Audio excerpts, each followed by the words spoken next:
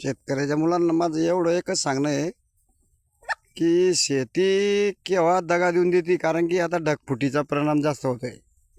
शेतकरी राब राब राबतो बिचारा, आणि एक दिवशी असा अचानक कुठून तरी पाणी येतो, पिकं वाया जाता, वावरं धुवावून जाता, कर्ज फिटत नाही. म्हणून शेतकऱ्याच्या युवा मुलांना माझं एक कळकळीचं नम्र निवेदन राहील की तुम्ही शेतीला जोडधंदा करा. पहा आता या मी कोंबड्या चारतोय, पहा ढोरं चारतो ना आपण, तशा कोंबड्या चारणं पडतं. पहा बंधाऱ्या काही खाद्य लागत नाही, काही लागत नाही. 2 कोंबड्या होत्या, 2 कोंबडीच्या 25,000च्या कोंबड्या विकल्या गेल्या, आणि आता या पहा 50, 60, 70 कोंबडी चारतोय मी. म्हणून शेतकऱ्याच्या मुलांना मला एकच सांगायचं की तुम्ही शेतामध्ये थोडंफार का खुराड्या करा ना, 2 कोंबड्या आणा, 2-4 कोंबड्या आणा, 1 कोंबडा आणा, मस्त त्याच्यामध्ये मनरमन करा.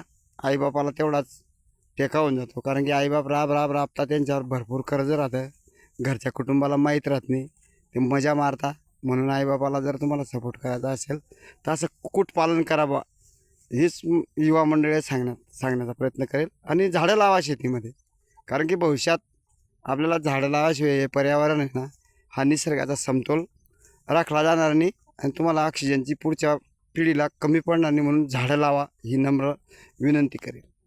जय हिंद, जय महाराष्ट्र.